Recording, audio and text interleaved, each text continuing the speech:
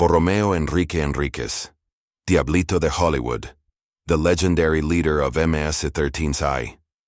General introduction.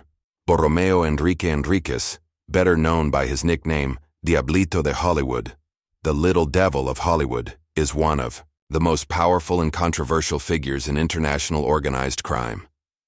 As a top leader of Mara Salvatrucha, MS13, Henríquez symbolizes not only brutality, but also a highly sophisticated, transnational criminal network operated with precision both inside and outside prison. His life and criminal career reveal not only the state of gang violence in Central America, but also the tremendous challenges faced by political, judicial, and security systems in El Salvador, the United States, and beyond. Early life and the path to MS13. Borromeo Enrique Henríquez was born on July 27, 1978 in El Salvador, a small Central American country known for political instability and gang-related violence. The 1980s and 1990s were especially turbulent for El Salvador due to civil war and poverty, prompting thousands of people to migrate to the U.S. Henríquez's family was part of that wave, moving to Los Angeles, the birthplace of Mara Salvatrucha. In Los Angeles, Henríquez was quickly drawn into the violent street environment and joined the local Hollywood clique of MS13, hence the nickname Diablito de Hollywood.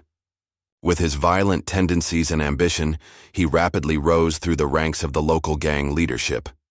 Like many MS13 members, Henríquez was deported back to El Salvador due to criminal activity in the U.S.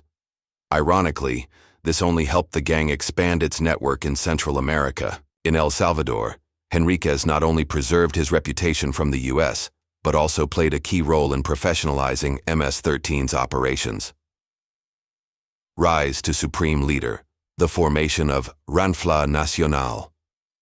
Upon returning to El Salvador, Henríquez resumed criminal activities and was eventually arrested during a government crackdown. In 1998, he was sentenced to 30 years in a high-security Salvadoran prison for murder. But rather than an end, this marked the beginning of his leadership reign from behind bars. Within prison walls, Henríquez and a group of imprisoned gang members formed the Ranfla Nacional, MS13's central governing body, operating like a miniature government with its own rules, internal communications, and enforcement. Henríquez is considered one of its founders and the most powerful member. The Ranfla, although confined, controlled external operations, from extortion and drug trafficking to assassinations and political negotiations. Under Henríquez's guidance, MS13 was reorganized into smaller factions called cliques, with strict hierarchy and discipline. Orders were followed without question. Disobedience was often met with deadly internal purges. 4. Controlling MS13 from prison. Despite being incarcerated, Henríquez maintained vast influence due to the absolute loyalty he commanded and loopholes in the prison system. Reports from human rights organizations and investigative journalists revealed that Henríquez enjoyed unusual privileges, access to phones, private visitors, and unsupervised medical trips to private hospitals. He reportedly issued orders to kill, smuggled weapons, and held strategic meetings inside prison. Messages were often encoded and transmitted through lawyers, family members, or newly released inmates. Though physically confined, Henríquez remained politically and operationally free. V. Complex relationship with the Salvadoran government. Secret negotiations. From 2012 onward, the Salvadoran government began secret negotiations with major gangs like MS13 and Barrio 18 to reduce homicide rates. Henríquez played a pivotal role as a key intermediary in these deals. When President Nayib Bukele took office in 2019, investigative reports suggested that the government secretly met with Henríquez and the Ranfla Nacional.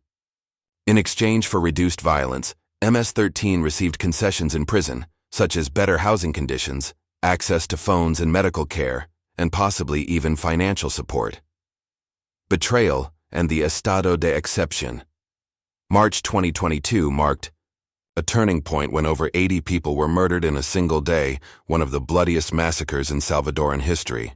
The government accused MS13 of breaching the deal and launched a sweeping state of emergency campaign, estado de excepción, arresting over 75,000 people, including thousands of gang suspects. Since then, Henríquez's relationship with the government became openly adversarial. His privileges were revoked. Yet analysts believe the secret pacts may not have been entirely dissolved, as the government has not fulfilled the U.S. extradition request for Henríquez. Thus, prosecution and international sanctions. In 2020, the U.S. Department of Justice indicted Henríquez and 13 other MS-13 leaders under federal anti-terrorism laws, marking the first time a Latin American gang was targeted using such statutes. Henríquez was charged with conspiring to provide and conceal material support to terrorists, conspiring to commit terrorist acts across national borders, financing terrorism through drug trafficking, intentional murder for terrorist purposes. In 2021, the U.S. Department of the Treasury's Office of Foreign Assets Control, OFAC, sanctioned Henríquez, freezing any U.S. assets and banning all Americans from engaging in transactions with him. Public image and cultural symbolism. Within MS-13, Henríquez is revered as a living saint, a founding figure and symbol of dominance. His tattoos reading MS in Hollywood have been copied by many gang members as a sign of loyalty. Some even mythologize him as a person with a divine mission, appearing in urban legends about MS-13's rise. Tales of perfect assassinations, secret meetings, and mystical powers have made Henríquez a semi-religious figure in the gang's underground culture. Current status and future outlook. As of early 2025, Borromeo Enrique Henríquez remains in a high-security prison in El Salvador. The U.S. has requested his extradition multiple times to face terrorism and drug trafficking charges, but the Salvadoran government has yet to comply. Some analysts believe President Bukele is strategically retaining Henríquez as a bargaining chip, both to control MS-13 and to leverage future negotiations. Moreover, extraditing Henríquez could expose government gang deals that both parties prefer to keep hidden. Conclusion. Borromeo Enrique Henríquez is more than just a gang leader. He represents a complex criminal ecosystem where the lines between politics, crime, and power are deeply blurred. His life serves as a case study in the failure of penal systems and a testament to how modern gangs have evolved: organized, ideological, albeit distorted, and transnationally influential. Henríquez's existence and legacy will continue to provoke debate among legal experts, political analysts, and sociologists for years to come.